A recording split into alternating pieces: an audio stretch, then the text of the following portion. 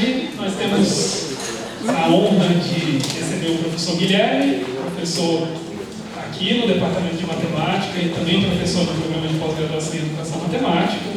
Eu disse para ele que não vou apresentá-lo, porque boa parte de vocês o conhece e ele também pode, né, se apresentar um pouco aqui, né, ao mesmo tempo que ele vai falar do projeto de pesquisa que ele acabou de executar em Portugal. Tá? Então é isso, pessoal. Vou passar para o professor Guilherme. Alô? É bom usar o microfone? Boa tarde, pessoal. Deixa eu achar uma posição que eu fico aqui. Consigo olhar para todo mundo? Consigo. Deixa eu olhar para... Acho que aqui dá. Bom, então, olá, obrigado a todos aí pela presença nesse evento. Eu sou o Guilherme. Acho que todo mundo já me conhece, né? Eu fiz aqui, acho que há um ano e meio, 2 anos atrás, eu fiz bem de jovens, não, eu sou mais jovem, né? De recém-professores, interessante. Eu, o Lucas, a mulher. Aí lá fui te falar um pouquinho quem eu era, né? Mas, em resumo, eu sou aqui aluno da Unesp, mestrado, doutorado aqui. Fui trabalhar em Minas, fiquei 11 anos na Universidade Federal de Alfenas, pude fazer bastante coisa interessante lá e em 2023 tive a oportunidade de vir para cá. Estou aqui desde então. Sou credenciado no programa de pós-graduação em Educação Matemática. Então, é bom dizer um pouco, vocês podem ver também um pouquinho aqui da perspectiva que eu utilizo no meu trabalho de pesquisa. E basicamente hoje o que eu quero trazer nesses main, embora o Zaqueu tinha pedido para eu falar sobre internacionalização, eu vou falar um pouco sobre o projeto que eu fiz no pós-doutorado lá na Universidade de Lisboa, que é a internacionalização, né? Mas especificamente sobre o tema, no final eu quero falar sobre esse tipo de financiamento que eu tive, principalmente o pessoal que está terminando o doutorado. É uma ótima oportunidade para o pós-doutorado, uma bolsa bem importante, prestigiada, e com um tempo, né, que pode chegar aí até 4 anos. E no final eu vou falar sobre como ela funciona, tem questão previdenciária, é bem interessante. Então, acho que essa palestra pode ajudar até um pouquinho nesse sentido. Tá? Então, obrigado mais uma vez, né, pela presença. Esse projeto que eu vou apresentar hoje ele foi desenvolvido com financiamento da União Europeia dentro de um programa que chama Marie Curie, vou aprender ainda a falar, Marie Curie Skłodowska, é isso? Eu não sei falar até hoje, Marie Curie Skłodowska, que é um tipo específico de financiamento para doutores com até 8 anos de doutoramento, né? Que visa, a ideia deles é captar, né, a pessoa para ficar lá, né? Eu não tenho captado ainda, quem sabe, né? Mas eu usei esse financiamento, como que ele funciona? A União Europeia ela financia a pesquisa, é uma bolsa com reserva técnica, mas quem faz toda a administração é a instituição host, no caso foi o Instituto de Educação lá da Universidade de Lisboa. Então essa foi a pesquisa, ali eu coloquei o DOI dela e o website do projeto, se alguém quiser depois ter mais informações, né, a respeito. Tá? Então o título foi do estudo é esse, Contribuições para a Formação em Serviço de Professores de Anos Iniciais a partir do desenvolvimento do Senado para Investigação. E a ideia aqui é falar o contexto geral do estudo, falar um pedacinho de uns resultados só, porque assim, o projeto continua, né? Vocês vão ver aqui que não tem como fazer em um ano um trabalho como esse. Bom, então vamos começar do começo. O meu supervisor lá foi o professor João Pedro da Ponte. Tive o prazer de trabalhar nesse ano, foi uma experiência, conversando aqui com a Célia, né? Uma experiência única, assim, de grande aprendizagem. Acho que não chega, né?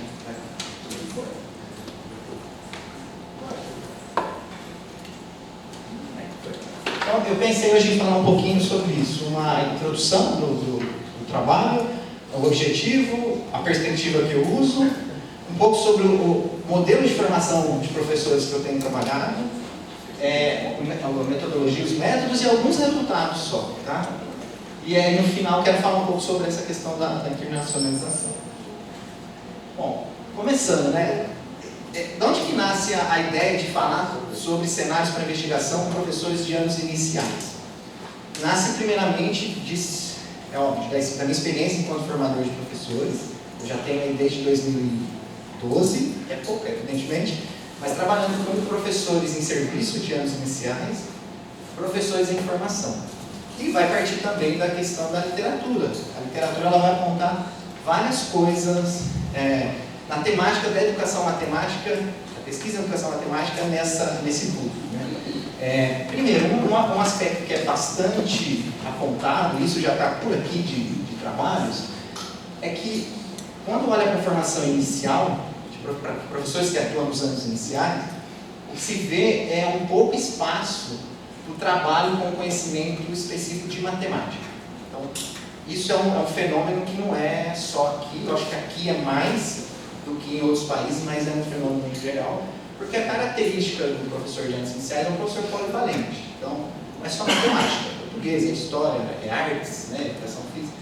Particularmente no Brasil, já tem um monte de estudo, desde lá da década dos anos 2010, que vai mostrar isso. Geralmente o que se tem numa formação inicial? Uma ou duas disciplinas. Né? E essas disciplinas vão focar mais em metodologia, então menos do que em conteúdo. Então esse é um aspecto que depois o professor pode ir professor para professora, algumas questões. Isso tudo que eu estou falando são pesquisas, não é o Guilherme falando. Primeiro, uma das coisas que pode gerar, que tem gerado, e a pesquisa tem mostrado, que são professores que às vezes vão fazer pedagogia para, entre aspas, correr de matemática, mas chega lá e tem aquela responsabilidade. Isso começa a trazer alguns sentimentos, muitas das vezes até aversivos em relação à matemática. Por conta de uma experiência com a matemática pautada no tradicionalismo, de experiências lá da educação básica que não foram legais, e aí chega na universidade, tem às vezes aquela questão com os conteúdos, e isso continua sendo levado, né? Então isso cria um sentimento, muitas das vezes, aversivo. Né? E o que acontece muito, isso que está falando também é a teoria que vai falar. Esses professores, eles se agarram na metodologia, no tipo de trabalho, que eles têm mais conforto, que é o que vivenciaram durante a educação básica. Então é o tipo de aula de matemática pautado no que a gente chama de paradigma do exercício. Fazer exercício, algoritmo, claro, estuda-se metodologia, usa-se jogos, etc. Mas o foco geralmente está nesse tipo de trabalho. Né? E aí o que acontece é que a gente vai olhar nos documentos brasileiros, né? Por exemplo, a BNCC, olhar lá nos documentos portugueses, que se chamam aprendizagens essenciais. Nos Estados Unidos, todos esses documentos vão falar o quê? Olha, matemática nos anos iniciais precisa trazer relação com conexão externa, tem que abordar questões sociais, a criança tem que entender o mundo usando a matemática. Mas o professor não teve essa experiência na formação inicial. Muitos aprendem sozinho ao longo da carreira, mas muitos vão buscar formação. Então, o meu contexto de pesquisa é esse, são esses professores que estão buscando formação, para pensar em questões, por exemplo, de desigualdade social. Como que eu exploro desigualdade social na aula de matemática? Mudanças climáticas. Como que a gente pode abordar mudanças climáticas na aula de matemática? Racismo. Como que o racismo pode ser abordado na aula de matemática? E outras questões emergentes. Então, é esse público que eu trabalhei lá em Portugal. E eu vou explicar depois que não é bem assim, que vocês vão ver um pouco do contexto. Tá? Então, o que eu vou falar hoje com vocês, né? Aquele primeiro objetivo é o objetivo geral do estudo, desse doutoramento, desse pós-doutoramento. Foi compreender, a partir da perspectiva da educação matemática crítica, que para mim é essa perspectiva que dá a possibilidade de explorar essas questões, como professores do primeiro ciclo, que é anos iniciais, lá em Portugal, utilizam o trabalho com cenários para investigação em sua prática letiva a partir do envolvimento de uma formação contínua. Então, o meu projeto maior tem esse objetivo. E aqui eu vou trazer alguns resultados específicos, que a ideia é ver como que... vamos conversar aqui sobre como 4 professoras do 4º ano, como que elas colocaram em ação o trabalho com cenários para investigação, nessa perspectiva de abordar questões sociais. Como que isso aconteceu, né? Que loucura que foi essa? Vamos ver. Tá? Bom, o que é a educação matemática crítica? Eu acho que todos já conhecem, a professora Euskotz Mose aqui do programa, né? uma grande referência na área. Em resumo, né, a educação matemática crítica era uma resposta para uma abordagem crítica, né, da educação matemática. É claro que tem diferentes teorias, diferentes perspectivas que vão falar sobre a educação matemática crítica. Elas têm algumas características em comum, independente da teoria que fundamenta.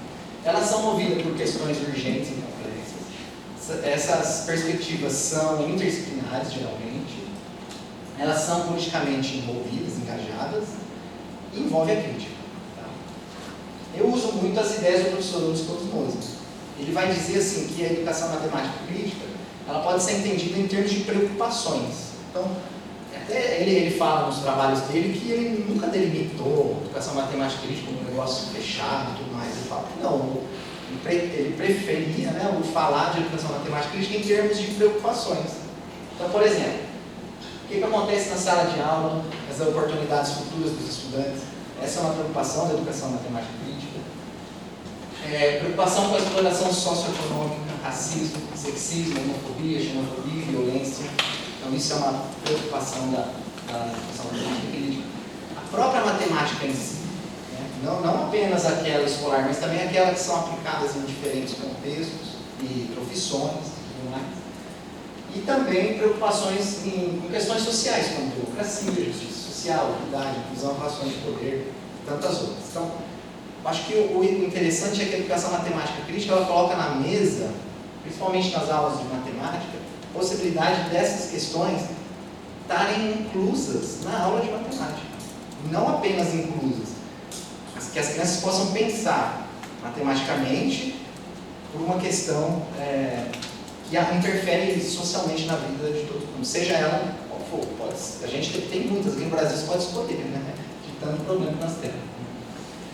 E existem vários caminhos para a educação matemática crítica em sala de aula. Acho que esse é um ponto importante. Existem várias maneiras, várias abordagens. Eu uso uma, eu gosto de uma, que é o trabalho com cenários para investigação. Só que essa ideia não é única. Eu posso utilizar, por exemplo, modelagem matemática usando a perspectiva da educação matemática crítica. Eu posso trabalhar com projetos nessa perspectiva. Existem várias formas. Eu gosto de nomear, né, usar essa de cenários para investigação, que é que eu vou explicar aqui um pouquinho. Bom, cenários para investigação aparece na literatura em português dos anos 2000, esse nome, né, cenários para investigação, um artigo publicado aqui no Bolema pelo professor Lourdes Cobismoso. E ele fala assim que quando ele estava escrevendo esse artigo, ele não esperava que ele ia ter um impacto como teve, porque foi o próprio nome Cenários para Investigação foi uma palestra que juntos com os professores ali, eles nomearam, isso é um cenário para investigação. Então isso é uma coisa bem interessante de dizer. Então ele vai dizer assim que um cenário para investigação é um ambiente de aprendizagem. Então o cenário para investigação não é uma tarefa, é um ambiente que se cria. Então esse ambiente ele pode ser criado com uma tarefa, com duas tarefas, com uma pergunta-chave. É um ambiente que o professor cria em sala de aula. Tá? E esse ambiente, ele, segundo o professor, ele é uma alternativa ao que ele chama de paradigma do exercício. O paradigma do exercício é aquele padrão de aula que todo mundo conhece. Quem faz matemática adora o paradigma do exercício. Adora fazer lista de exercício, adora fazer demonstração, adora sentar e ficar 4, 5 horas. A gente gosta, quem faz matemática gosta. Mas nossos alunos não estão fazendo matemática lá na educação básica. Né? Então, ele vai falar, esse cenário para a investigação vai ser uma alternativa para esse padrão de aula, onde o professor está no centro, o professor vem, passa um conteúdo e uma bateria de exercícios, os alunos vão fazer, etc. Ele vai falar, não é errado isso, claro que não, mas talvez pode ser problemático a gente só ficar no paradigma do exercício. Então, esse é um exercício que eu faço com todas as formações que eu vou trabalhar. Olha, como que era a sua aula de matemática? Qualquer grupo de professores, quando você era aluno do ensino básico. Eles vão falar isso lá. O professor passava o conteúdo, a gente ficava sentadinho lá, resolvia os exercícios, às vezes perguntava, claro, nem sempre, né? Mas às vezes perguntava alguma coisa, o professor ficava bravo, como que você não sabe isso? Então eu já não perguntava mais nada, ficava quieto na minha aula. Né? Então, é um padrão assim, que é comum, né, nas aulas de matemática, mas não estou falando que é errado. Mas ele vai falar assim, olha, por que não pensar num ambiente aberto ao diálogo, que convide o estudante, ao invés de intimar o estudante, para fazer descobertas, buscar soluções e tudo mais.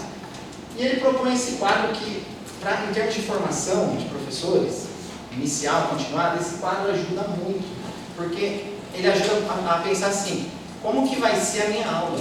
Então, eu vou fazer uma tarefa, depois eu vou mostrar ali, eu vou começar aqui com resolva, fatório, mas depois eu vou trazer um problema, uma atividade, uma tarefinha aqui, uma semi-realidade mais aberta, com algumas alternativas para o estudante e tal. Então, ajuda o estudante o professor a fazer esse planejamento de didática. Então, o que seria ensinado para a investigação? É isso, é uma alternativa ao paradigma do exercício, que convida o estudante a se engajar em processos investigativos. Ele pode fazer referência à matemática pura. Então, o estudante pode ser convidado, por exemplo, a explorar as propriedades do triângulo, usando GeoGebra, usando material manipulativo, usando lápis caneta, né? Mas também pode fazer referência a uma semi-realidade, que assim, na sala de aula é complicado às vezes a gente ficar sempre usando questões reais. Às vezes a gente cria lá um contexto, adapta algumas informações para as crianças manipularem, né? Então isso a gente está fazendo referência a uma semi-realidade, uma realidade construída. E ao mesmo tempo também pode fazer a realidade, ou seja, eu posso usar dados verdadeiros, eu posso pensar num projeto mais amplo, né? Então, é dessa múltipla interpretação. Tá? E aí, como eu falei, eu gosto de usar essa tabela por conta disso. Ajuda os professores a pensar nas tarefas em sala de aula. Então, por exemplo, essa aqui, isso aqui é o padrão comum da aula de matemática. Eu tenho uma aula, sei lá, 2, 3, sei lá quantas horas são. Eu propus 3 tarefas. 2 tarefas aqui estão bem centradas, fazem referência à matemática. Então, por exemplo, calcule, efetua, resolva, aplique esse algoritmo, faça esses gráficos, etc. E aí eu tenho alguns problemas aqui. Por exemplo, olha, o João foi à feira, ele comprou 5 quilos de maçã, 6 quilos de não sei o quê. Quanto que o João gastou? Então, esse aqui é bem um padrão das aulas de matemática, mais centrados no paradigma do exercício. O que ele fala assim, bom, posso usar essa tabela e tentar outras coisas. Por que não começar com uma tarefa aqui bem investigativa, depois uma outra um pouco menos investigativa, mais exploratória, depois a gente finaliza com alguns exercícios de fatório, resolvo, né? Por que não? A gente muda o padrão. Ao invés de eu apresentar para o aluno o resultado, a gente começa com o aluno explorando, investigando, descobrindo as propriedades. É claro que aí a tarefa tem que ser bem planejada, o professor precisa saber conduzir, ser aberto ao diálogo, todas essas questões. Né? Não consigo falar tudo aqui para você nessa palestra. Por exemplo, aqui ó, eu posso fazer uma aula de 6 horas com uma tarefa, aqui no ambiente 6.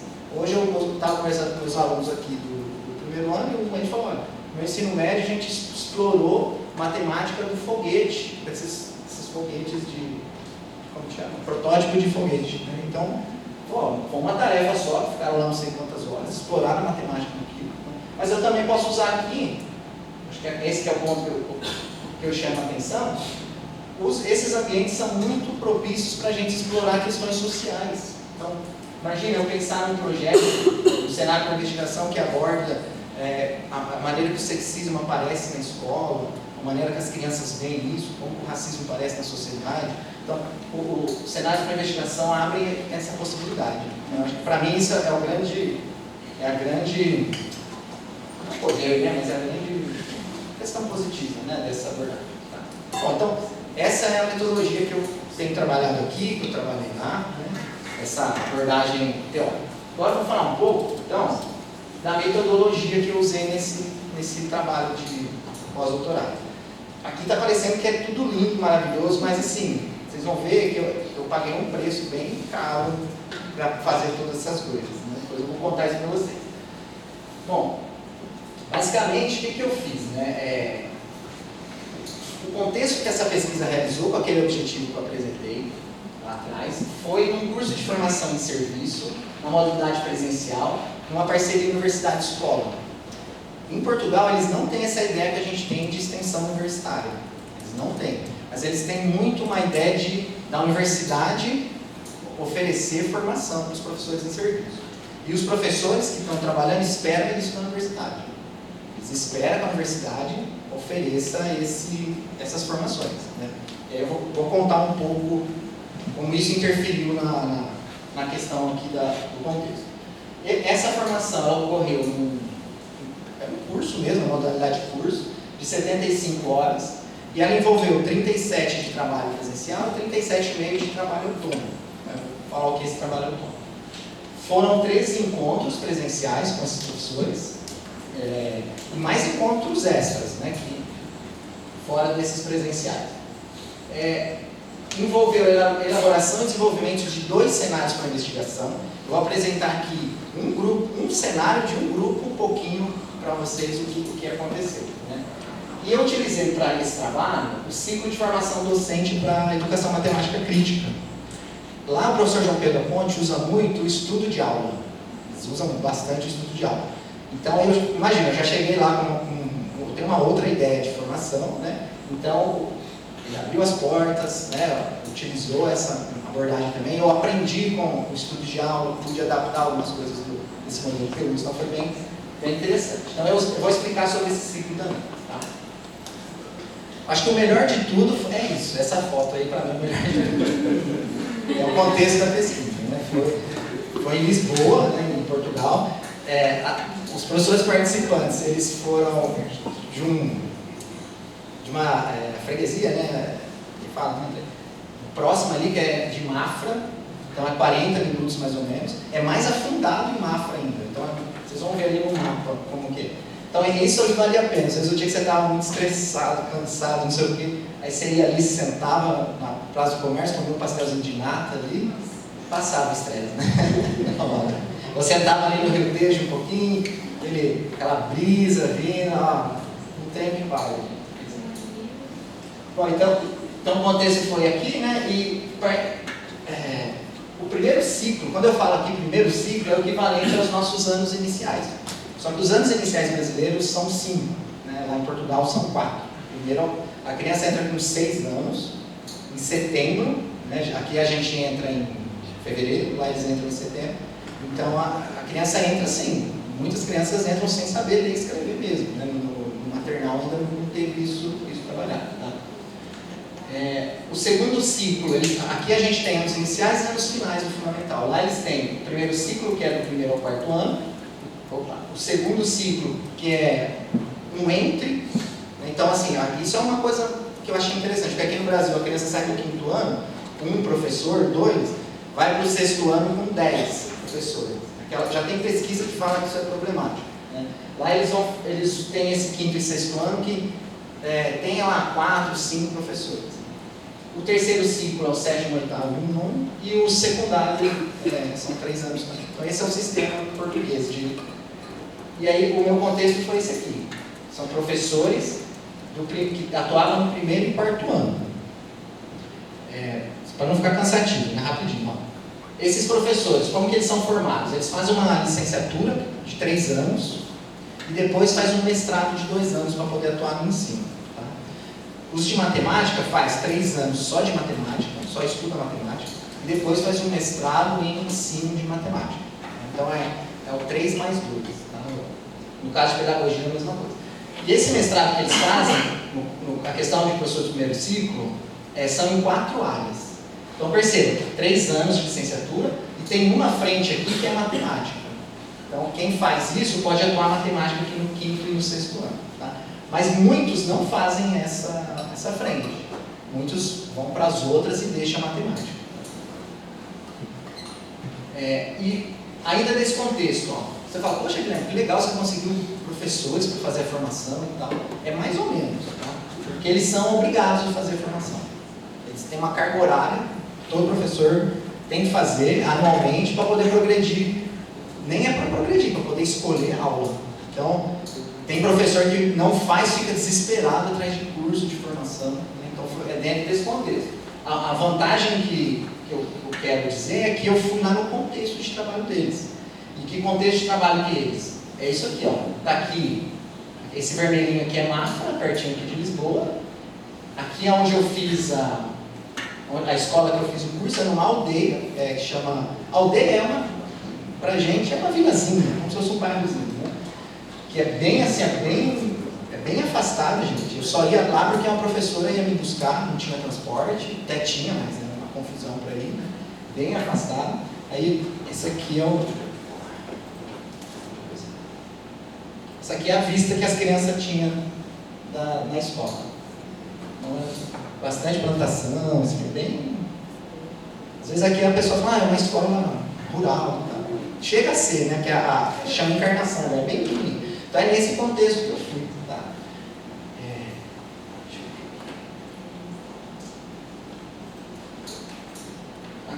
Então participaram 12 professoras, professoras, que são mulheres no caso, e é uma característica que isso aqui é sensacional. A maioria tem mais de 20 anos de formação. Eu pedi autorização para elas, para poder mostrar essa escola aqui, tá? Para vocês verem. Tem professoras aqui que já tinham 35 anos de experiência. E quando eu chego para fazer essa formação, eu ofereço, elas foram lá no Instituto de Educação, tudo, eu falei, rapaz, imagina, pode ser que eu tenha resistência. A pessoa já tem muita experiência, mas é pelo contrário, a abertura que essas professoras tinham, então tudo isso ajudou demais, né? E essa aqui é a minha esposa, no caminho ela ficou grávida lá, e as professoras meio que acolheram mesmo, né? Então, inclusive a minha esposa trabalhou para mim, de graça, lá fazendo a gravação, não tinha jeito, né? Ela fazia a gravação, me ajudava com as coisas. Bom, então esse é o contexto, tá? Da pesquisa. Como que é o modelo formativo que eu usei, tá? É um modelo que ele envolve 4 etapas, e essas etapas, acho que assim, a grande força desse modelo é a proximidade entre teoria e prática. Acho que assim como eu estudo de aula, por exemplo, a teoria e prática ali muito próximo. Acho que isso é uma grande questão bem forte desse modelo. Essas etapas, elas são conectadas, então tem primeiro uma etapa de discussão teórica e vivências com cenários para investigação, que não tem nada de discussão teórica, é mais de vivência mesmo. Então, como é que um professor vai implementar, vai colocar em ação um cenário para investigação, se a literatura fala que ele nunca vivenciou isso, nem na faculdade, nem nunca. Então, essa primeira etapa o professor vivencia, eu vou mostrar alguns para vocês, diferentes cenários para investigação. E o foco aqui foi abordar questões sociais, porque os professores de Portugal do primeiro ciclo estão sofrendo uma pressão do governo, né, de abordar, fazer conexões externas com a matemática. Então tem um documento que chama Aprendizagens Essenciais, que agora fala assim, professor, você tem que fazer conexão externa com a matemática. E, então eu trouxe essa possibilidade de explorar questões sociais. Então elas agarraram e foi muito, muito interessante. Tá? Na segunda etapa, é uma etapa muito próxima da primeira, é um momento onde os professores planejam as aulas. E aí o facilitador, no caso, que era eu, apoia, como será? Será que essa tarefa está investigativa? Será que não está? E aí é um movimento colaborativo de planejar. Depois, esses professores, assim que planejam, já vão para a sala de aula deles, né? Evidentemente, já conhecem os alunos, já conhecem tudo, então eles vão para a sala de aula, desenvolvem, e aí tem formação que às vezes é uma aula, no caso delas foram 6 horas cada cenário, então elas fizeram um planejamento para 6 horas. Né? E depois tem uma reflexão coletiva sobre o que aconteceu dentro do contexto formativo, e a gente retorna aqui o ciclo. Então, vivencia de novo, né, com base no que os professores já viveram, vivenciam mais tarefas, isso ajuda eles a pensar mais sobre, né, outras ideias, cenários de investigação e etc. E foi interessante porque eu consegui fazer 2 ciclos. Até hoje eu tinha feito sempre um ciclo só. E toda vez a resposta era a mesma. Professores, eu queria ter feito mais investigativo, mas eu não tive confiança. Na hora que começou a virar aquela confusão, eu voltei para a lousa, pus os alunos lá na lousa. O professor não tinha confiança. A Maria Flávia está aqui, no mestrado dela, ela fez 2 ciclos, mas como professor de matemática. Né? Então aqui foi a primeira vez que eu consegui. E de fato, o segundo ciclo, são professores experientes, né, gente? Então, assim, acho acho que esse modelo ajuda até elas falam isso. Nossa, com a sementinha que você colocou, professor, e agora eu quero explorar mais essa abordagem de trabalho. Bom, então aqui é um exemplo da etapa 1, do que acontece na etapa 1. Então são cenários para investigação. Eu produzo alguns materiais que são chamados de, não sou eu que chamo, tá? A teoria que chama isso, são tarefas de aprendizagem profissional. Porque as tarefas têm que ser bem pensadas para os professores se envolverem, porque eles não são alunos. Mas tem que ser tarefas que ao mesmo tempo façam eles refletir sobre a matemática, sobre o conteúdo matemático, sobre cenários de investigação, mas que levar eles a pensar nas turmas deles. Então essas tarefas têm que ser muito bem pensadas, né?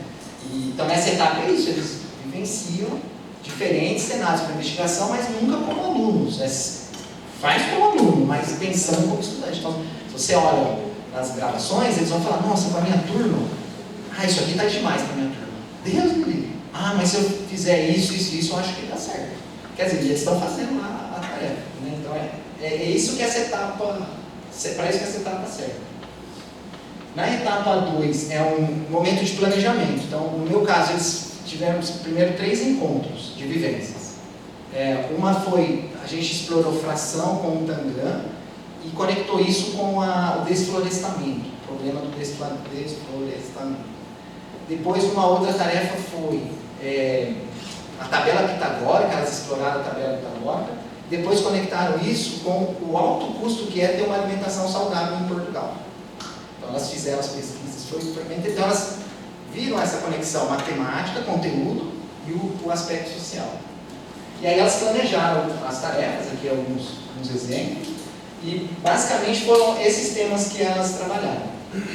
No primeiro ciclo que eu fiz foi de março a junho de 24, os professores do segundo ano trabalharam alimentação saudável, e aqui, segundo ano, são crianças de 7 anos. Tá? O terceiro ano, uma tarefa que foi discutindo o preconceito. O quarto ano foi consumismo. É sobre essa aqui que eu vou falar um pouquinho com vocês, sobre essa do quarto ano. No segundo ciclo, os professores do segundo ano foi separação do lixo.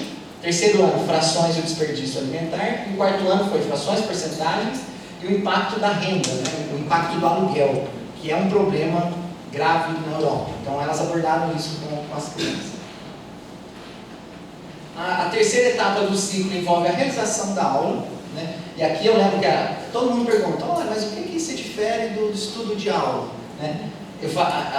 Aqui eu acho que é uma grande diferença do estudo de aula. Porque olha onde eu estou aqui, estou no meio, o formador fica no meio das crianças, fica com o professor, então ele trabalha com o professor nessa etapa, junto com o professor, e não observando o professor.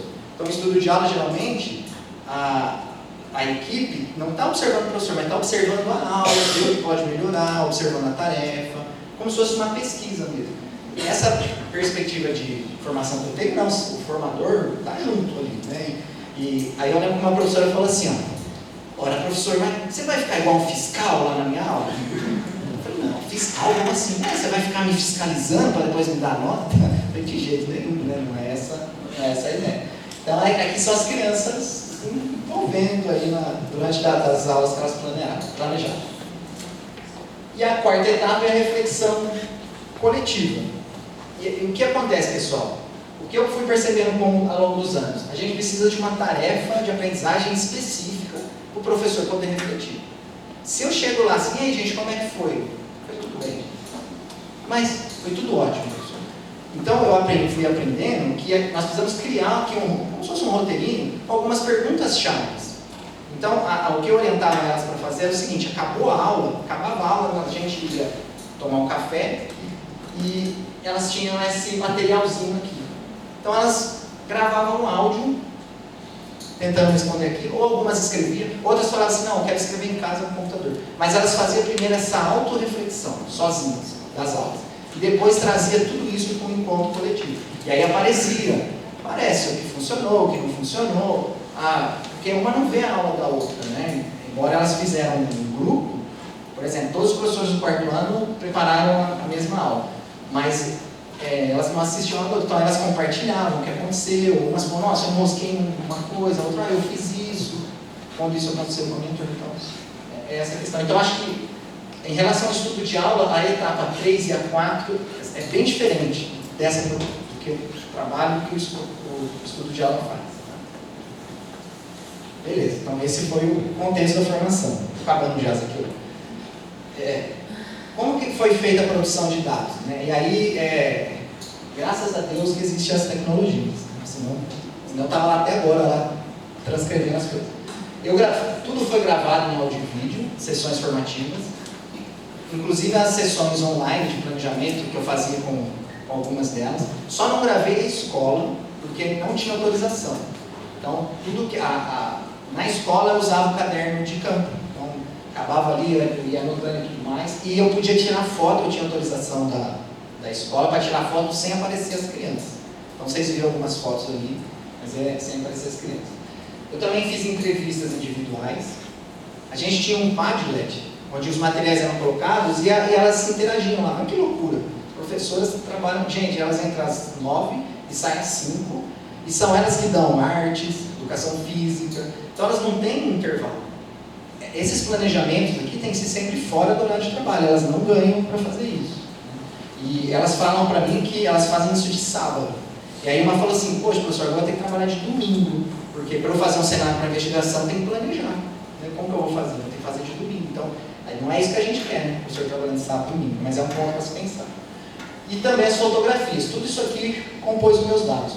E a FAPESP está fazendo isso aqui no Brasil, e isso já é uma tradição lá na União Europeia. A gente tem que ir lá na Europa, eu não sei se o Daniel pode me dizer, mas a gente tem que disponibilizar tudo os dados. Tem que ser tudo transparente, tudo disponibilizado. Então, no projeto eu coloquei que ia ser tudo transcrito, e foi, né? Tudo transcrito e já está disponível no repositório institucional para outros pesquisadores que quiserem usar os dados. Tá? Então, eu até coloquei aqui o link, se vocês quiserem ver, vocês vão ver que vai dar mais ou menos 80 horas de áudio e 1.100 páginas de transcrição.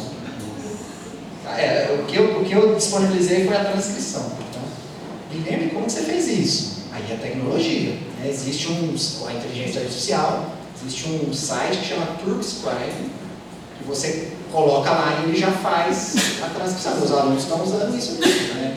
Porque como é que você dá conta? Como você transcreve? A transcrição fica perfeita? Não. Imagina, uma sala tem 12 pessoas divididas em grupos, um gravador em cada grupo, professor reunido é falação, né? Então aí você tem que ir ouvindo e arrumando. Mas, por exemplo, eu passava, sei lá, uma tarde para transcrever uma sessão. Pô, cara, isso é muito bom, no passado, né? Então isso que ajudou. A entrevista é uma beleza, porque se é você e o entrevistado, 99% de acerto. É muito bom. Então eu recomendo. Né? Depois se alguém quiser conversar sobre isso. Também, né, fez parte, o material didático que foi usado com as professoras também virou eles chamam em Portugal de apostila, né, mas virou um material didático, tá? Que também está disponível para um repositório institucional, também coloquei aqui o link. Bom, como que eu fiz a organização todos esses dados? De novo a tecnologia, fazendo à mão. Eu usei análise de conteúdo categorial e trabalhei com um software que chama MaxQDA. Não é que o software vai e faz a análise para você. Se fosse, né, igual na estatística, bota lá, já fez. Não, mas ele ajuda a organizar os seus dados. Então, usa aqui uma tela, você tem aqui os seus dados, você tem aqui onde você faz a codificação, você vai vendo aqui o documento, você vai abrindo e vai fazendo a análise aqui junto. Então, assim, gente, se não fosse isso, eu estava até hoje lá fazendo. Ainda bem que eu conhecia o NVivo, mas acabei conhecendo o MaxQDA por acaso e fui fazer um curso lá sobre isso e foi o que ajudou. Não que eu sou um expert em MaxQDA, mas essa parte aqui de organização, eu até abri aqui, só para vocês, quem tiver curiosidade, ó, esse aqui é o software também. Então, aqui são todos os dados. Não sei se está dando para ver. Então, resumos. Ó, são todos os resumos dos encontros. Transcrições. Aqui estão todas as transcrições. Daí você clica aqui do lado, olha lá, já aparece a transcrição aqui para você. Ó. E aqui embaixo são os códigos, que você vai vendo ali a unidade de significado que vai aparecendo, você vai criando esses códigos, depois você vê quais códigos se relacionam entre si, isso vai começando a formar um tema, e aí, lógico, depende da perspectiva que você usa. Então, veja, aqui são todos os códigos que eu fui criando. E é legal que você já pode ir colocando algumas informações de análise aqui no só. Então, quer dizer, fica tudo aqui. Claro, se dá um pau e você perder isso aqui, aí dançou, né? Mas para mim foi uma maneira muito boa. Então, o pessoal que está começando a pesquisa, eu sugiro fortemente a gastar uma energia aí pensando nisso. Então aqui, por exemplo, só para mostrar, essas aqui são as categorias que eu construí. Detalhe, não é o software que faz isso, tá, gente? É você que faz, né? Mas a parte gráfica ele ajuda muito. Eu gostei muito de olhar para um negócio gráfico desse na hora de começar, que eu estou escrevendo ainda, né? Os trabalhos. Por exemplo, o que eu vou falar hoje para vocês é uma coisa que está entre esse quadrado, esse retângulo aí. Essa aqui é uma outra categoria, que foi a análise. Aqui foi a análise do entendimento das professoras sobre cenários para investigação, e aqui a categoria análise referente aos próprios elementos da formação, que é o que assim, eu estou muito mesmo, eu preciso de tempo agora aqui nessa bendita mesa que me ajuda com o tempo, que eu quero muito olhar aquilo ali, ó. São dois conceitos que brotam nos dados, que vão falar assim, ó, como que professor, que oportunidade para ter o que a educação matemática crítica chama de Teacher Reflective Inquiry, como que isso favorece a imaginação pedagógica do professor. Então, quer dizer, tem tanta coisa legal que aconteceu nessa conexão que eu preciso me sentar nisso aí. Mas se ficar honesto, me deixa um tempinho, né? Bom, então, rapidamente, alguns resultados dessa pesquisa. Alguns deles vão estar aparecendo nesse artigo aqui, que vai estar para ser publicado. Assim que sair, eu vou soltar na lista, né? Que a gente tem que soltar rojão quando consegue, né? Um artigo desse. Eu vou falar um pouco sobre como que professoras do quarto ano, como que elas colocaram em ação o trabalho com cenários para investigação. Né? Aí, em 10 minutos eu termino. Bom, primeiro, né? Que cenário que é esse que elas trabalharam? Então, são 4 professoras do quarto ano trabalharam com o cenário, elas criaram nesse cenário conscientização sobre gastos excessivos. Então, foi um cenário com 3 tarefas. Primeira tarefa, os estudantes avaliavam uma família fictícia que tinha gastos maior do que rendimento e salário, tinha gastos maiores do que o salário. E as crianças, e essa família também tinha que poupar 10% do salário. Para emergência. E as professoras colocaram intencionalmente um gasto excessivo de 250 euros com roupas e acessórios. Foi proposital. A ideia era que elas queriam que as crianças vissem que isso era um gasto extra. Então, essa era a primeira tarefa. Elas avaliavam esse orçamento e tudo mais. Então, percebam ali que não tinha uma resposta única. Cada grupo das crianças ia escolher o que elas iam tirar ou não do orçamento e tudo mais. Na segunda tarefa, as crianças foram convidadas para ir nos perdidos e achados da escola. O que tinha nesses perdidos e achados da escola? Vocês viram lá a escola como que era? Era uma mesa que era uma montanha de roupa esquecida. Isso é um problema em escolas de anos iniciais. As crianças esquecem roupa, esquecem sapatos, esquecem tudo que vocês pensaram. Meus finais também. Não, eu esqueço também, né? Eu acho que os professores também, né? Isso era um problema, assim, grave. Elas atacaram esse problema. Então, na segunda tarefa, as crianças foram convidadas a ir lá. Elas foram convidadas a pegar amostras das roupas que estavam lá, etiquetar, pesquisar o preço na internet e ver que preço justo que era naquela peça. Essa foi a segunda tarefa. E na terceira tarefa, com essas etiquetadas, a professora criou uma feira na sala de aula. Criou uma feirinha. Tinha umas crianças que eram responsáveis para vender, e cada criança tinha 60 euros para escolher aquelas peças etiquetadas. Então, no final aqui, houve muitas discussões, por exemplo, quanto seria arrecadado se a gente vendesse isso? E as crianças ficaram super empolgadas para fazer uma viagem de campo. Vamos vender essas coisas, professora. Vai dar 1.500 euros, vamos viajar. Então, Então foi esse o cenário elaborado. Então nesse movimento, é isso que eu fui olhar, de você vivenciar cenários de investigação, planejar, desenvolver, refletir sobre, né, o que eu entendo sobre isso, eu professor, o que eu vou entender sobre o cenário de investigação. Então eu vou olhar especificamente para esse grupo aqui, rapidamente para vocês. Para essas professoras, elas entenderam que um cenário para investigação tem que ter 4 características. É claro, vai ter a influência das tarefas que elas vivenciaram, tem tudo isso, né? Mas para elas viram 4 características. E isso, pessoal, é interessante porque isso é transversal no dado. Os dados todos, não é só esse grupo. Quando eu olho o macro, isso está lá transversalmente também. Tá? Isso é bem interessante. Então, primeiro, a primeira característica é que um cenário para investigação tem que explorar um assunto social relevante e próximo da realidade das crianças. Isso elas bateram muito. Tem que ter espaço para investigação. Tem que usar a semi-realidade para explorar o assunto social. E tem que estimular reflexões críticas. Então, se você chegar para esse grupo de professores e falar assim, ora, pois, o que é um cenário para investigação? Elas vão falar isso aí, ó, tem que explorar um assunto social, não apenas qualquer um, tem que ser relevante e próximo das crianças. Tem que ter espaço para investigar. Tem que usar essa realidade, vocês vão ver o porquê que elas falam isso. E tem que estimular reflexões críticas, senão não adianta nada. Então, essa é a visão que elas construíram.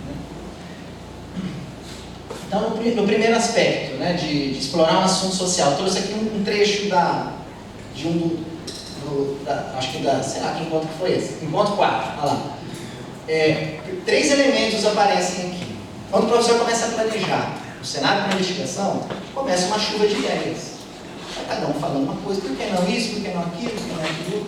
Depois, entra numa questão que é a negociação do conteúdo matemático com o aspecto social. Como assim negociação? Que conteúdo que eu vou abordar que dá certo com qual aspecto social? Ou o contrário, esse aspecto social dá certo com qual conteúdo matemático? Então essa negociação aparece muito, né? E isso outros estudos também vão mostrar. Nesse caso em particular, elas começaram pelo social. Depois foram ver o conteúdo matemático que daria conta de abordar aquele aspecto social. Então aqui é uma fala, por exemplo, a Rosa fala assim, ó, nós também podíamos fazer assim, cada criança ia ver o que é que tinha em casa, o excesso de roupa que tinha nos roupeiros, roupa que já não vestia há não sei quanto tempo. Olha, não vamos mais longe, disse a Alice lá, né? Temos chamado a atenção para o que está aqui no pátio da escola, aquela montanha de roupa esquecida, escrever ali qualquer coisa, fazer um cartaz, ou qualquer coisa assim. A Fátima, agora eu não sei como é que a gente começava, porque nós temos que introduzir o conteúdo. Temos que dizer o que nós pretendemos. Aí a Tereza, nós estamos a partir do problema social excesso de consumo. Nós podemos partir disso, o desaproveitamento. Mas primeiro temos que entender o que é atividade matemática. Depois eles próprios que iam chegar à conclusão que não era benéfico a família toda, todo dia, vir aqui e comprar uma roupa, uma peça de roupa. Então quer dizer, isso vai ali durante o planejamento, então como essas ideias vão surgir. Acabando já. O segundo, né? Ter espaço para investigação.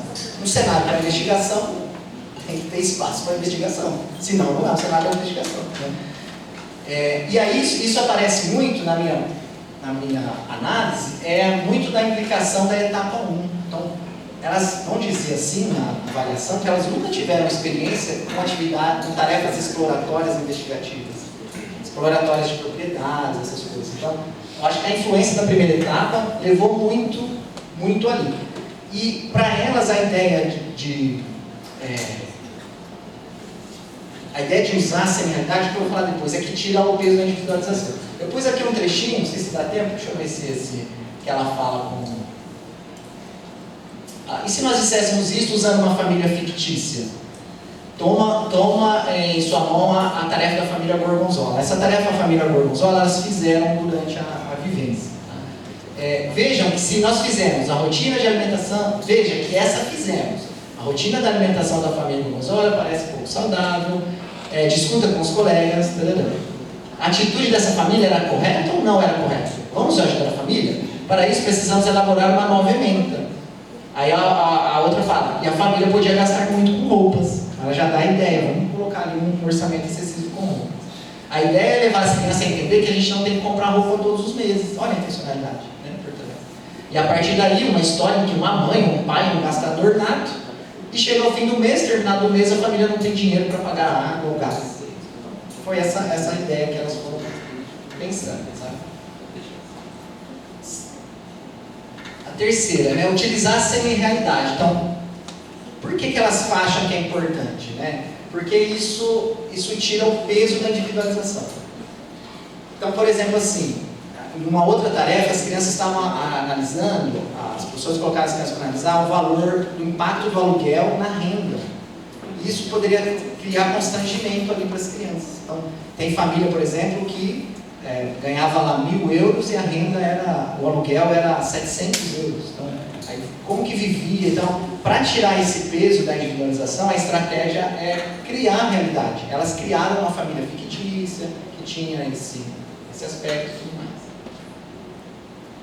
E a última característica é isso, é estimular reflexões críticas. O que vai mostrar, né, transversalmente, inclusive, nos dados, é que esse grupo de professores entendeu que esses elementos, essas reflexões críticas, têm que emergir a partir das tarefas. Então, por exemplo, nesse caso, né, potencial para envolver as crianças em debates e assuntos controversos. Os motivos de se ter aquele grande volume de roubo esquecido. Então, teve todo esse debate. As crianças depois também problematizavam, né? O que a gente poderia fazer com o dinheiro, né? Por que as crianças esquecem as roupas? Então essas reflexões críticas aconteceram durante a tarefa.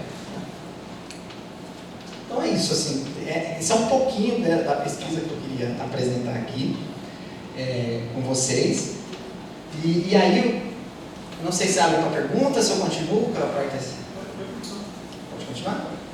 Então, aí, se vocês quiserem mais informações, eu já deixei lá o scan, tem o website do projeto, lá tem tudo. Tem as transcrições, tem as tarefas que foram usadas, tudo mais. Tudo bem?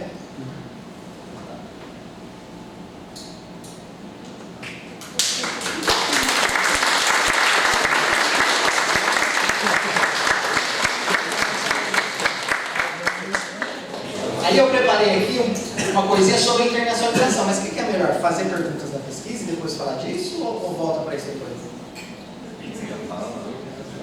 Faz do tempo, né? Já 3 anos. Acho que uns 5 minutos. Bom, pessoal, essa atividade aqui faz parte desse projeto que eu desenvolvi em termos da comunicação dos resultados. Então, é uma atividade oficial que eu deveria fazer, então está feita aqui com vocês.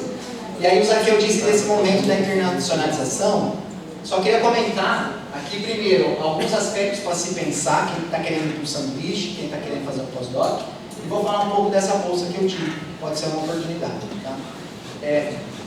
Não sei se já falaram isso para vocês, mas antes da gente escolher, acho que assim, eu escolhi, eu quero ir para lá e fui, igual, feliz e contente. Eu tive muita sorte no caminho, Deus foi muito bom para mim, porque se eu não tivesse conseguido algumas coisas, eu tinha passado muito aperto lá. Porque na Europa isso aqui não é impossível. O custo de vida está muito alto, em termos de aluguel, principalmente as capitais. Então, Lisboa, por exemplo, você não consegue viver em Lisboa, num apartamento de 1 quarto, sem pagar 1.400 euros. O salário mínimo lá é 800 euros. Então, você não consegue. A bolsa de sanduíche é 1.800 euros. A bolsa da CNPq é 2.200 euros. Então, imagina, você tem uma bolsa de 2.200 e gasta 1.500 para viver. Só de aluguel só. E aí, ainda tem comida, tem todas essas coisas. Então, as pessoas estão fazendo muito o que lá em Lisboa, morando em quarto. Então, aluga um quarto, uma casa, paga 700 euros. Quer dizer, se você pensa em fazer um sanduíche, não vamos ser não ir para Lisboa, pelo amor de Deus. Pensar onde eu vou fazer esse sanduíche, onde eu vou fazer esse pós-doc. Porque assim, não adianta nada eu conseguir no lugar, ter a bolsa, mas passar perto lá. Não rende. A gente tem que ter qualidade de vida também, tem que ter um dinheiro para tomar um sorvete, tomar uma cerveja, comer um pastel de nata, tomar um vinho. Vinho é baratinho. Outro aspecto a se considerar quem está pensando em Europa, migração. Tá? Eu tive o Andrei teve lá também, você pode falar, mas a minha experiência foi bem complicada em relação de da imigração por conta do tipo de visto. Então, faça um estudo antes de você ir, que tipo de visto que você precisa e o que esse visto vai te dar. Tá? Porque, por exemplo, você pega um visto de estudante em Portugal, você não tem direito a usar o sistema público. Você pode usar só em emergência, mas você tem um tratamento que você precisa fazer, você não pode usar. Então, que tipo de visto que eu pego? Tá? O visto que eu peguei foi um visto de trabalho. Foi um transtorno. Chegou no primeiro mês, eu quase peguei o avião e vim embora. Porque o sistema não dá conta dos imigrantes.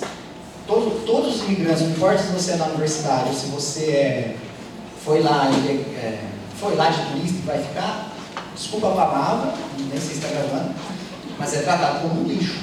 Você vai buscar atendimento, você é tratado como um lixo. Então, no primeiro mês eu quase peguei, mas eu não vou sujeitar minha família aqui passar um aperto desse. Né? Mas aí no fim das contas, por Deus e algumas coisas, eu consegui acertar a questão do meu visto. Tá?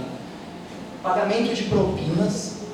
Aqui, as universidades públicas no Brasil são públicas, mas em Portugal não, vocês já devem saber disso. Então, se você vai fazer um sanduíche, você tem que pagar a propina, que é a taxa. Se você vai fazer um pós-doc também, não é barata. Se você vai fazer, por exemplo, um pós-doc na Lisboa, você vai pagar uns 250 por mês de propina. Então, aí, se você não paga, eles não te certificam depois. Então, é complicado. Outros países não, eu fui para os Estados Unidos não pagando nada. Então, vê bem, porque imagina, você ganha 1.800, paga 1.800 para viver, mais 200 de propina, né? O que sobra? E a saúde no país. Isso aqui é uma coisa que você também precisa olhar. Então, vai com o seguro-saúde daqui primeiro, já chega com o seguro lá. Eu usei o sistema público de saúde. Eu tinha aquela ilusão, olha, o sistema de saúde em Portugal é maravilhoso. Não é maravilhoso, tanto que eu e minha esposa optamos, ela veio embora antes para ter o bebê aqui. Por exemplo, eu morava do lado do Hospital Santa Maria, o maior hospital de Lisboa. Tinha caso que a mulher ia lá para dar a luz, chegava lá, não tinha obstetra, não tinha lá, colocava ela numa ambulância e mandava lá para Bragança. Lá, 5, 6 horas de viagem. Se acontece alguma coisa no caminho. Então, inclusive foi a médica que falou, olha, se vocês têm plano de saúde no Brasil, vai ter lá, é mais seguro. Aí eu acabei, então, esses elementos ninguém me falou nada disso. Eu já não sou mais verdinho, né? Já estou com 40 anos, né? Mas se alguém tivesse me falado dessas coisas, eu tinha repensado talvez aonde eu iria. Né? Não estou reclamando de onde eu estava, pelo contrário. Mas essas coisas aqui, eu acho que é importante falar para quem quer ser com sanduíche e tal, investigar isso primeiro. Né? Tem uma colega nossa aqui da Unesp que ela foi para Coimbra. Então, enquanto um aluguel, na Universidade de Coimbra, vocês tinham ouvido falar, enquanto o aluguel lá do lado da Lisboa era 1.400, 1.500, em Coimbra era 500. Então, quer dizer, está 2 horas de Lisboa, está 2 horas de aeroporto, mas em 2 horas está lá em Lisboa, você pode ir de fim de semana, tranquilamente. Então, esse tipo de coisa para você pensar. Tá? E falar rapidinho aqui da bolsa para a gente encerrar, eu utilizei essa ação aqui, que é um programa da Comissão Europeia, no âmbito do programa Horizonte Europa. É como se fosse uma Big FAPESP. Tá? Então, ela financia um monte de pesquisa, desde pesquisa básica até pesquisa mais avançada. Tem um orçamento muito grande e tudo mais. Uma das ações é essa Mari Skłodowska, nunca sei falar, Skłodowska, sei lá, que é a física famosa e tudo mais. Então, ela dá o nome a essa bolsa. E é uma bolsa que ela é muito boa. Se você olha o valor bruto, quando eu vi, falei, cara, eu tô rico na Europa, vou viajar. Mas, só que não é bem assim, eles tiram todos os impostos, tiram a previdência, vai só tirando, né? E depois te paga. Então, você perde quase metade do valor. Mas ela é muito boa porque, imagina uma pessoa que não tem trabalho. Aqui no Brasil, o bolsista é bolsista, não tem previdência, não tem nada. Essa bolsa, você é registrado na universidade, então isso conta para a aposentadoria, você tem previdência social, você tem segurança social, é muito bacana, é uma exigência da União Europeia que a universidade faça isso com você. E é uma bolsa de um pós-doutorado que pode durar 4 anos. Então, é um emprego mesmo, um baita de um emprego, né? Então, 4 anos tranquilo, com previdência e tudo mais. É concorrido? É concorrido, mas não é impossível, né? Eu fiz sem ter... Quando eu prestei isso aqui, gente, foi 2000 e... Quando eu vi esse programa, foi quando o Bolsonaro ganhou. Que cortou bolsa para todo lado, e aquela confusão, e eu queria fazer um pós-doc, e não tinha alternativa no Brasil, então comecei a olhar alternativas fora do Brasil. E aí eu descobri essa ação, comecei a estudar, então ficamos 2 anos estudando, vendo como é a chamada, que tipo de projeto que é diferente do projeto do que a gente faz. Então foi 2 anos estudando, não consegui na primeira vez, mas consegui na segunda. Então, aí eu coloquei aqui o link de acesso. Quem está terminando o doutorado, eu acho que é legal ir pensando, quem quer ter essa experiência. Né? Tem gente que não quer. Bom, gente, então é isso. Obrigado.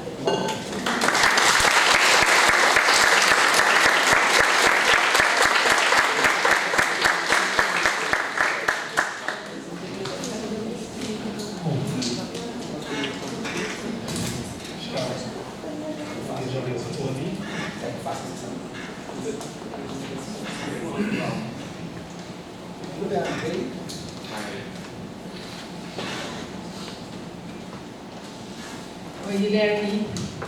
Eu tenho uma lista aqui, vou deixar a gente conversar outra hora a lista toda. A primeira delas é que, assim, já meus olhos fizeram assim para o Max QDA.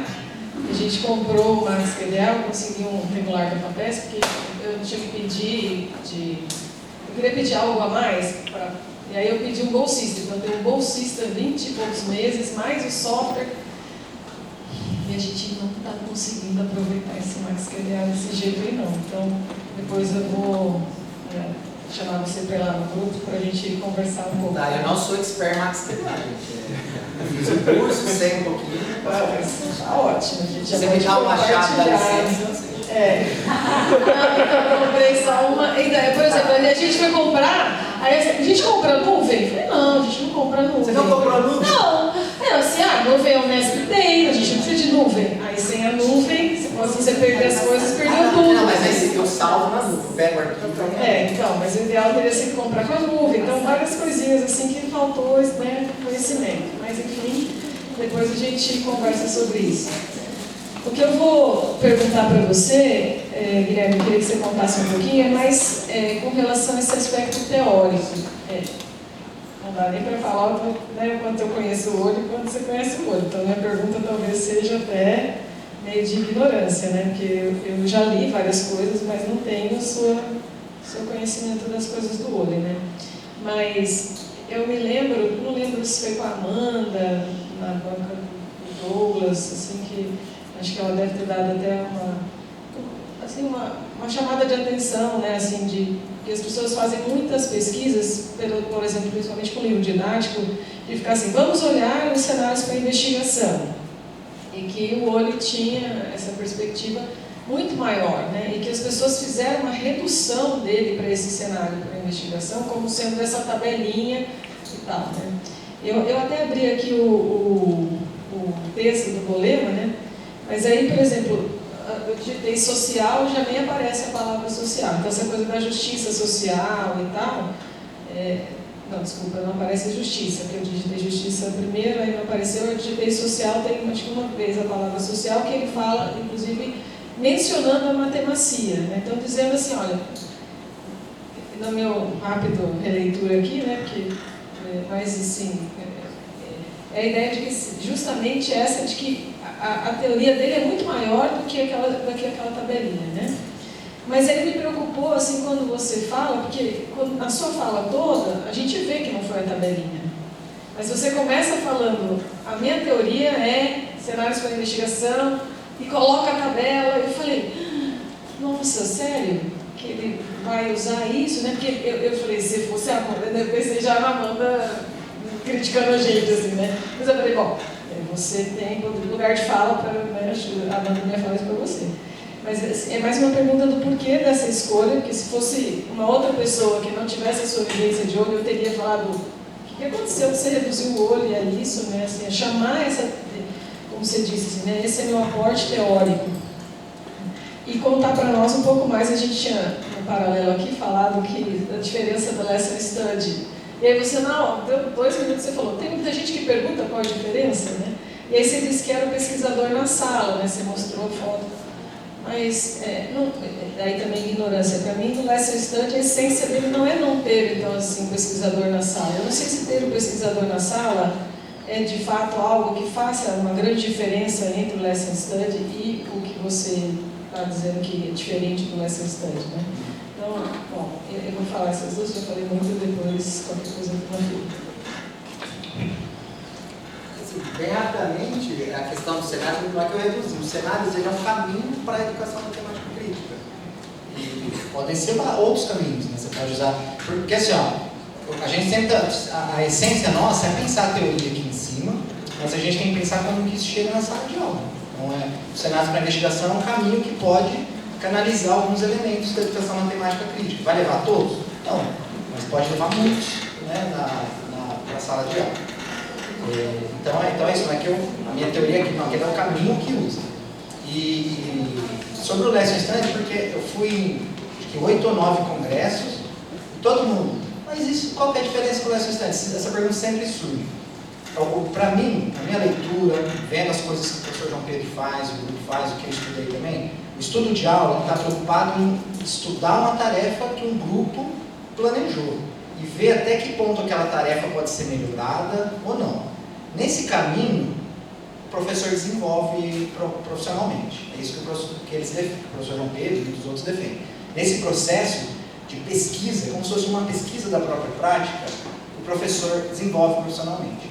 Então, se você olhar aqui, tem muitos elementos do estudo de aula. Então, a etapa, por exemplo, a vivência. Muitos estudos não fazem essa vivência com cenários para investigação. Os professores já começam planejando. Porque já se admite que eles já têm todo o conhecimento metodológico necessário para construir uma aula. A minha ideia não é que eu quero ensinar eles a fazer cenários para investigação, mas é, olha, tem essa proposta aqui também. Vamos vivenciar ela um pouco, depois vocês veem o que vocês fazem na hora de planejar. Né?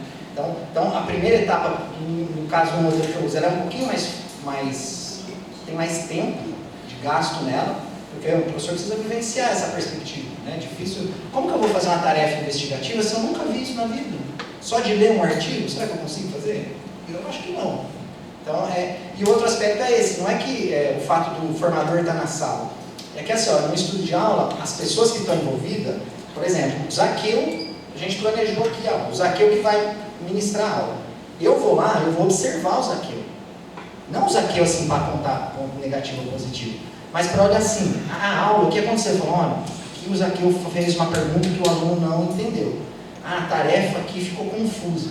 Então, faz essa coleta de dados. Os professores fazem como se fosse uma coleta de dados, depois juntos vão discutir. Olha, a gente precisa melhorar esse ponto na tarefa, a gente precisa melhorar esse ponto. Teve uma pergunta que as crianças não entenderam, talvez mudar essa pergunta. É uma investigação da prática. Não é o que eu faço, não é assim, não, né? Porque esse modelo propõe. Esse modelo propõe experiências com cenários para investigação. Então, quando uma experiência, ao invés de eu estar lá vendo se é ou não um cenário para investigação, eu estou lá junto com a professora, o formador do caso. Né? Então, assim, eu não falaria que é uma diferença suave, é uma diferença importante, em termos de um estar preocupado em pesquisar a prática mesmo, para melhorar a tarefa, melhorar a própria prática também. Acho que nesse modelo que eu uso, isso é secular, no segundo plano. As professoras melhoram as tarefas, mas isso não é o objetivo principal. O objetivo principal é essa vivência, é tentar ganhar autonomia, segurança, porque as crianças de terceiro ano faziam pergunta cabeluda para as professoras, de coisas assim, mas por que elas exploraram, por exemplo, fração, que explora frações, mas por que isso aqui é equivalente? Professor, e se eu quisesse fazer multiplicação? Quer dizer, você entende? Então, o formador ali dá esse apoio, então é um pouquinho nesse sentido. Desculpa, alongar.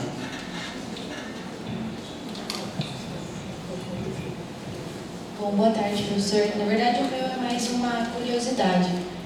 Você trouxe um pouco sobre a formação, como acontece a formação do professor em Portugal, e falou um pouquinho da formação aqui no Brasil, que me fez pensar, né, sobre a nossa divisão da educação básica, pensando em ensino infantil, fundamental e ensino médio.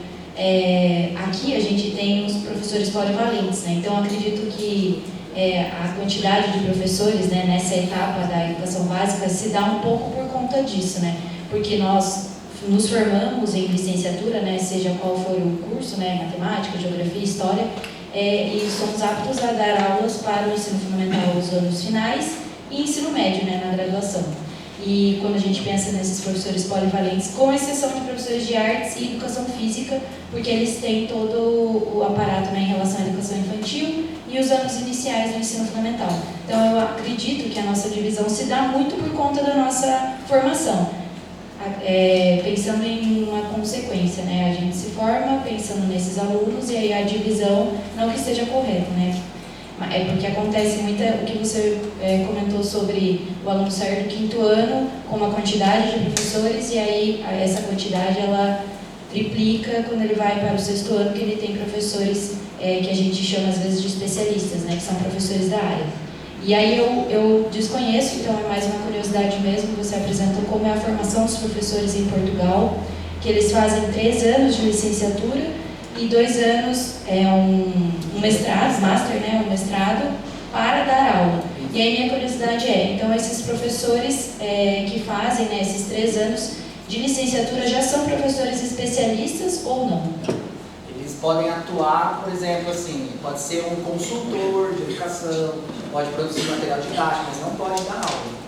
Para dar aula tem que ter um mestrado. E aí um mestrado, mas a licenciatura é voltada pensando em matemática, igual a nossa aqui, ou também não? Por exemplo, um pedagogo ele vai estudar teorias da educação, sociologia, matemática, esses elementos. Do ponto de vista que um pedagogo precisa saber. Mas ele não pode dar aula, ele pode dar consultoria, pode fazer essas coisas. Aí faz 2 anos de mestrado.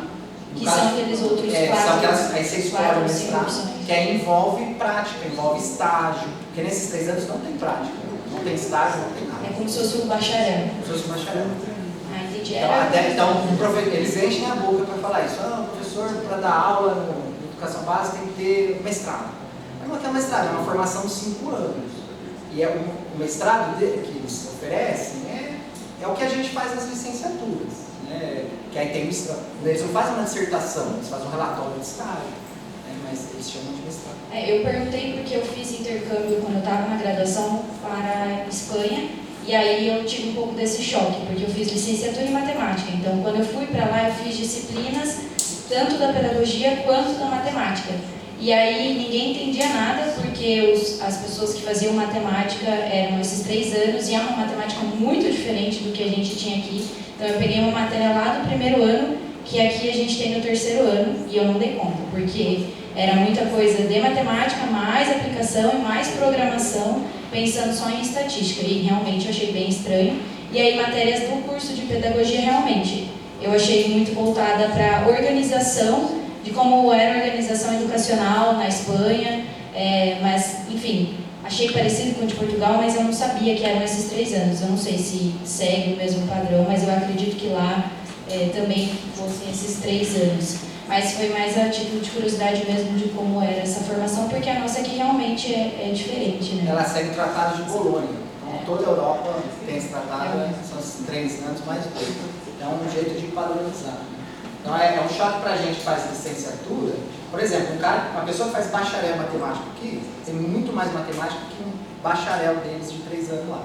Só que aí uma pessoa que faz licenciatura aqui, tem menos matemática e, não sei, eu acho que lá é mais específico o ensino, o mestrado. Aqui talvez na nossa licenciatura não tenha, tem os programas, né, o PIBIT, que ajuda muito. Mas o que eu percebi, pelo menos onde eu estava, que o foco do mestrado é bem no ensino. Mas tudo tem um ponto positivo e um negativo. Bom, era isso. Obrigada. Boa tarde, Guilherme. Obrigado pela fala. A minha pergunta é um pouco relacionada com a da Rúbia sobre as relações dos cenários para investigação com lesson study, só que eu vou para o lado da modelagem. Eu tenho trabalhado um pouco, né, com os cenários, com a modelagem em alguns momentos da minha trajetória, e são questionamentos que eu fiz para mim, e tem alguns textos que discutem isso um pouco, e aí eu queria ver a partir da tua experiência, da tua compreensão, né, o que você vê entre essas duas relações. Pensando na atuação do aluno, né, quando o aluno se depara com aquele cenário para investigação que é proposto, como esse que você apresentou das roupas lá, que eles tiveram que buscar os preços e depois colocar os preços nas roupas. Se a gente for ver isso por uma perspectiva, por exemplo, lá do caso 2 do Juninho Sequeira Barbosa, lá de 2009, se não me engano, ele fala que no caso 2 de modelagem, o professor propõe um problema, o aluno é responsável por buscar os dados para aquele problema e resolver o problema. E aí, olhando um pouco para o que os alunos fizeram, para mim, a depender da teoria que eu estou usando, eu posso dizer tanto que a modelagem como um cenário para investigação, né? E aí, um pouco disso. E aí, até na modelagem também surge a questão sociocrítica da modelagem, que usa a educação matemática crítica muitas vezes. Se eu não me engano, a Jussara trabalha muito com essa ideia, né? A Jussara Araújo. E aí, para ti, pode às vezes ser a mesma coisa, há diferenças claras, né? Qual a tua perspectiva, a tua visão? Eu acho que depende do enquadramento teórico que você usa. Se você for usar enquadramento, muitas pessoas perguntam isso, Guilherme, qual que é a diferença entre modelagem, resolução e cenários, né? Depende do enquadramento que você usa. Se você está usando, por exemplo, um enquadramento que fala que para ser modelagem, você precisa ser um problema do contexto. Os estudantes têm que adaptar esse modelo para uma matemática que eles podem usar. Eles têm que fazer lá a investigação, uma adaptação e depois o resultado. Eu sou bem simplista e bem pragmático. Para mim é tudo cenário para investigação. Tá? Mas eu não posso falar isso, senão vão jogar um sapato aí na cabeça. Né? Mas é isso, depende do enquadramento mesmo que você usa. Né? Tem alguns trabalhos que fazem essa discussão. Eu acho que não é muito produtiva, sabe? Eu acho que é mais produtivo você pensar assim, bom, que perspectiva teórica que está por trás dessa abordagem que eu estou usando? Eu acho que isso é mais, por exemplo, eu posso trabalhar com cenários de investigação sem ter uma perspectiva crítica? Talvez possa. Né? Posso usar modelagem sem ter uma perspectiva crítica? Talvez. Né? Então, eu gosto da perspectiva por trás. Então, e é independente da abordagem que você usa. Né? Pelo menos é o jeito que eu entendo.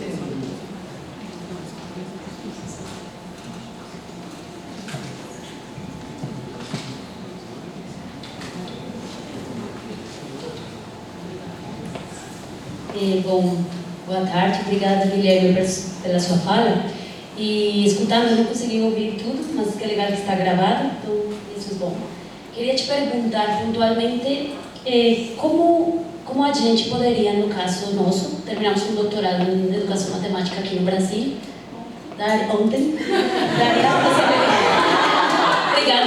daria a possibilidade de convalidar a titulação lá na Europa, em Portugal, e que rádio teria para atuar, por exemplo, com essa titulação na Europa? Eu sei que você teve essa possibilidade aí de entender, que nos contasse um pouquinho esse panorama. E, em meu caso, uma graduação também poderia? Obrigada. Boa pergunta. Quando eu falo para vocês, são coisas que ninguém me falou quando eu fui para lá. Quando eu cheguei, para eu fazer essa formação toda, gente, não é assim, eu vou chegar lá e vou fazer. Eu precisei ser credenciado na Escola Superior de Formação de Coimbra. Precisei ser credenciado lá. E para isso eu tinha que reconhecer o meu diploma de doutorado só, não precisei a graduação. Por sorte, nosso programa Nota 7, ele tem um reconhecimento automático.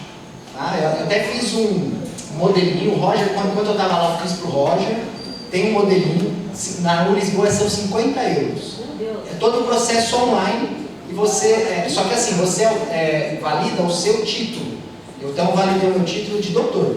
Então, com esse título eu podia dar formação. Se você quer validar o título doutor em educação matemática, você tem que fazer um reconhecimento específico. E aí são 500 euros. Mas faz, precisa fazer. E aí tem os critérios e tudo que fazer. Se você quer fazer a graduação, também faz. No nosso caso é bom porque eles não têm bacharel, tudo é licenciatura, mas o bacharel deles é esse de 3 anos. Então, se você chega com uma licenciatura em matemática, você cobre esses 3 anos. Então, não sei se você consegue validar o mestrado, mas essa licenciatura sim. E aí vai depender. Então, vai ter, por exemplo, a minha esposa, ela é farmacêutica. Qual que era o sonho, né, do pobre? Chegar, você vai trabalhar, né? Coisar o seu diploma, você vai trabalhar. Aí chegou lá, demora aí de 6 meses a 1 ano. Se não bate a disciplina, ela tem que fazer a disciplina. E o valor varia de 500 euros a 2.000 euros. Então, o que você faz? Tem toda a universidade portuguesa, tem avaliação, reconhecimento de diploma. Você entra lá e está tudo muito claro. E aí você submete e pede para ver. Eles vão fazer a análise e vão te falar o que você quer. Esse que é... Muito burocrático? Não é. não é burocrático. Eu acho que a graduação nossa é tranquilo, quem fez licenciatura em matemática ou em pedagogia, porque aí você valida os 3 anos deles lá. Então aí você já tem uma formação superior. Então você tem a formação superior e tem o doutorado. Com o doutorado você consegue dar aula. Assim, eu conheci brasileiros que saíram do Brasil, foram trabalhar, porque está faltando professor em Portugal, né? Sim, mais ou menos, mas eles validaram o diploma e foram dar aula na educação básica. Desanimaram daqui e foram muitas pessoas que fizeram isso. Então vai variar de da minha esposa ficava em 1.200 euros para validar, aí demorava até 6 meses, e aí a gente falava, é 1 ano só a bolsa, né? Então deixa isso quieto, deixa isso pra lá, mas aí se alguém quiser, eu tenho um roteirinho de como fazer essa automática. Eu acho que para quem tem doutorado aqui na USP também, que é nota, tem que ser maior que 5. Se for maior que 5, tem o reconhecimento automático. Bom, super bom te ouvir, aprender, saber que 1 ano com tanta experiência, com tanta coisa bacana, a gente sempre lembrar que a gente aqui orquestra a pesquisa junto com tantas outras coisas e como é importante você ter um tempo imerso, né? De fato, numa investigação. E aí a primeira pergunta é sobre, você falou que submeteu 2 vezes o projeto inicial. Então, o que você mudou estrategicamente nessa segunda submissão e como você percebeu que isso foi acolhido lá? Quer dizer, o que tinha ali de diferencial nesse projeto que você acha que fez a diferença nesse programa?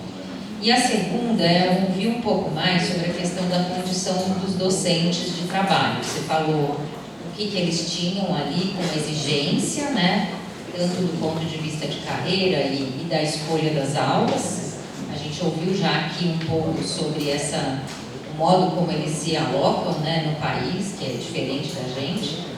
E aí eu queria ouvir um pouco também sobre a questão do currículo oficial. Você falou desse documento Aprendizagens Essenciais, que mobilizava aí no interesse na temática social, mas o quanto esses professores, você sentiu que eles estavam ou não submetidos a um certo currículo, a uma certa obrigatoriedade de se trabalhar certos conteúdos nessa interação?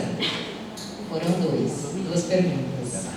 E a terceira é meio um spoiler, quer dizer, você não falou ainda, eu sei que você vai investigar melhor, mas as temáticas sociais mais sensíveis, como as do sexismo, do racismo, como você sentiu isso na realidade de Portugal, que apareceu ali, se você quiser falar agora, senão você deixa o spoiler depois. Obrigada. E parabéns. A primeira foi da estrutura dos professores. Do projeto. A primeira vez que eu submeti o projeto, eu fui muito tímido em trazer educação matemática crítica. Eu acho que isso foi um erro.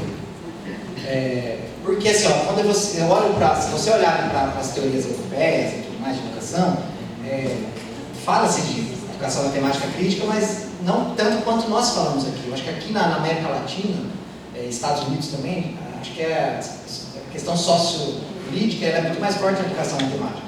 Então eu fui muito tímido. E aí eu tive uma nota até que boa, mas...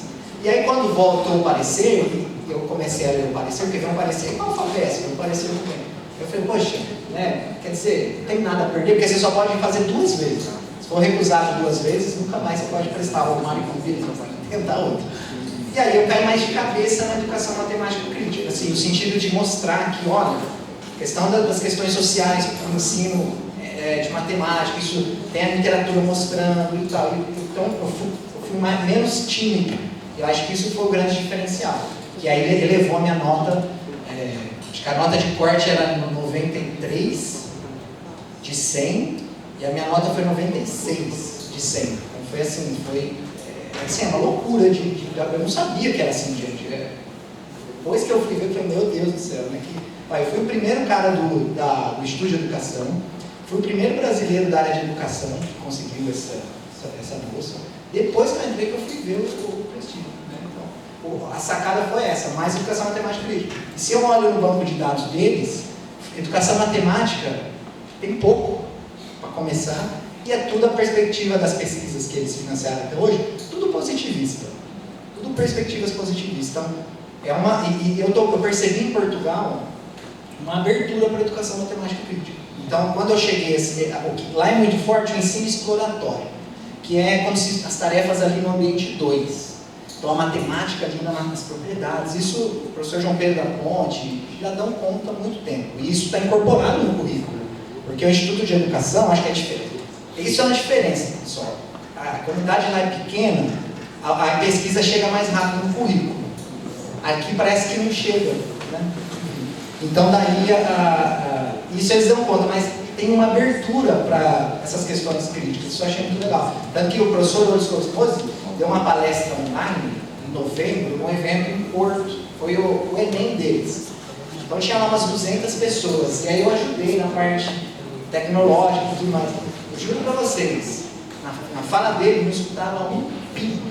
Todo mundo aqui, ó. Foi assim, foi até bonito de se ver. Depois um monte de gente vinha me procurar, vinha falar com ele, já professores da Universidade de Coimbra, de Senão, de muito tempo. Então tem essa abertura. Então eu acho que quem pensa num projeto, talvez esse possa ser um caminho, né? A segunda é da estrutura, tá? Eu vou falar para você o que eu sei de Minas Gerais, que é onde eu estava. Nas escolas que eu tinha estudantes com PIB, é aquilo que a gente sabe. Não tem nada. Precário, ponto final. Não sei aqui em São Paulo ainda, não sei como está em Rio Claro. O que eu notei naquele agrupamento que eu estava é uma estrutura muito boa. Então, assim, a estrutura faz a diferença? Faz a diferença. As escolas, tem problema? Tem problema. Essa escola que eu estava, 40% das crianças falavam outro idioma que não o português. Então, tinha crianças russas, ucranianas, da Índia, como que é aquele país embaixo da Índia? Bangladesh. Como o professor lida com isso? O português ainda está aprendendo com isso, gente. Ele não sabe mexer com diversidade. Há brasileiros, tem muitos brasileiros. Então tem questões, né? Mas você vai olhar a estrutura, sala de aula arrumadinha, todo aluno tem um computadorzinho, data show, tudo funciona. Os pais muito presentes. Então tem o telefone, o pai liga na sala do professor. Alô, eu tenho um telefone lá aqui. É a mãe do fulano não vai hoje porque ele está com febre. É uma coisa assim, é engraçado, material. Só que assim, nas costas do professor é um peso grande. Então, as professoras todas muito experientes. Só que assim, entre as 9, sai às 5 e fica das 9 às 5 com o aluno. Que hora que planeja? Planeja depois, elas não ganham para isso. E o salário não é tão alto também, gente. Um professor no começo de carreira vai ganhar 1.400 euros tirando os impostos. 1.400. Então, quem mora em Lisboa, qual que é o movimento? As pessoas querem ir para o norte, que lá no norte é mais barato. Só que quem está no norte não quer sair do norte. Então fica aquela confusão de pessoas. Ainda onde eu estava é mais barato, em Mafra um pouquinho mais barato. Mas a estrutura, assim, pelo menos aonde eu estava. Tem problema? Tem. Mas naquela, e eu fui em várias escolas, gente. É que assim, não dá para contar tudo. Eu fui dar workshop, tudo que é lugar que vocês pensarem. Vocês já ouviram falar de Ericeira, aquela cidade do surf? Fui lá dar workshop ao professor, assim, você vê a abertura que eles têm. Só não surfei porque a água é gelada. E a terceira? Nas temáticas sociais mais recentes. Sim, olha, um resultado é que está aparecendo aqui no trabalho da Tamires um pouquinho isso, é que os professores vão entender que alguns aspectos não são adequados para trabalhar com crianças mais pequenas. A gente fala menor, eles falam mais pequenas. As crianças mais pequenas, esse tema vai trazer constrangimentos, pode trazer constrangimento.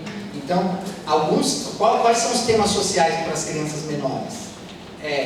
Muito relacionado à questão ambiental, muito relacionado a desperdício alimentar. Então, isso aparece muito. Já para os alunos mais de terceiro e quarto ano, as professoras foram mais ousadas. Vamos falar de preconceito, foram falar, por exemplo, assim, do peso do aluguel, né? Teve uma tarefa que foi assim, as professoras que pensaram, gente, não fui eu. Elas colocavam algumas imagens e perguntavam assim, quem é a professora? Ou quem é o professor ou professora. Aí tinha um homem branco, um homem negro, uma mulher negra. E as crianças iam escolhendo de todas as turmas, um monte de perguntas. E aí depois as crianças foram fazer a análise desses dados. Só que aí assim, elas notaram que as crianças esqueceram a questão social.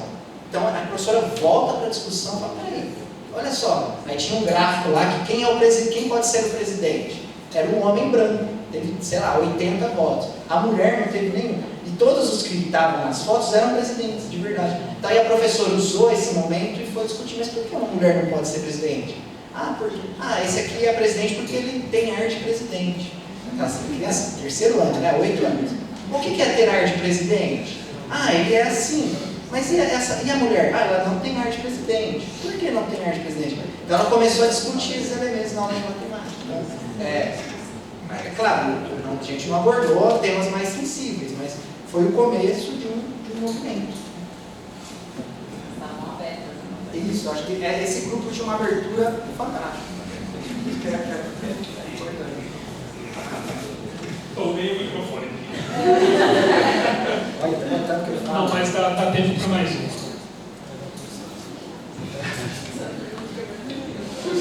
Boa tarde, muito obrigada pela fala. E eu gostaria de saber se a parte do planejamento, se você deu alguma instrução ou se foi só assim, algum conteúdo matemático e cenário de investigação.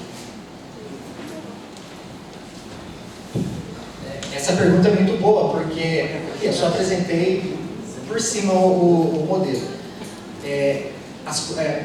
Atividades formativas, elas têm que ser planejadas pelo formador. Então, como que eu vou ajudar um professor a planejar? Eu preciso construir uma tarefa que vai ajudar ele a fazer o planejamento. Então, o pessoal em Portugal, eles são muito, como eu posso dizer, muito sistemáticos nessa questão do planejamento. Então, tem um texto que é do professor João Pedro da Ponte, inclusive, que é ele e uma outra colega, fala assim, devemos planejar nossas aulas? E faz uma pequena discussão e traz um quadro de como você pode fazer o planejamento, não sei o quê. Então, o que eu fiz? Eu adaptei isso, criei uma TAP, uma tarefa de aprendizagem profissional, mostrei para as professoras. E aí elas falavam assim, nossa, a gente vai fazendo as coisas tão atrás uma da outra que a gente não tem mais tempo de sentar e pensar nisso. Então, por exemplo, que conteúdo matemático que associar, que perguntas que as crianças podem fazer. Então, tem esse direcionamento. Então, elas usaram essa TAP e depois, assim, não sei se elas incorporaram na prática delas agora, mas durante a formação elas incorporaram isso. Então, você vê aqui no planejamento que elas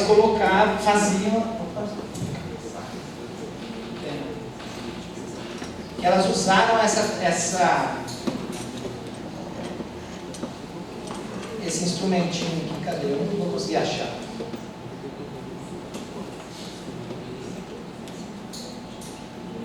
Não vou conseguir achar. Então tinha um instrumento que ajudava. Agora sim, você imagina eu, um rapaz, né? Vou falar para professores de 20 anos como planejar.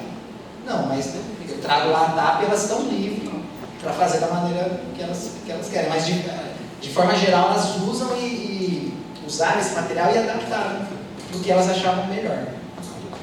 E como que é o nome do artigo? Bom, Do Ponte? devemos realmente planejar aulas? Não é um texto... É esse nome, Tamires? É isso, né? Devemos realmente planejar aulas? E não é um artigo científico, é um textinho de 5 páginas, 5, 6 páginas, muito legal, gente, para trabalhar com informação, seja inicial, continuada. É claro, você não pode cair na besteira de querer ser ali, né, cartesiano. Muitas das vezes eu percebi que eles eram um pouquinho cartesianos nesse sentido, né? Mas ajuda muito mesmo. Bom, então vamos agradecer ao professor Guilherme pela fala dele.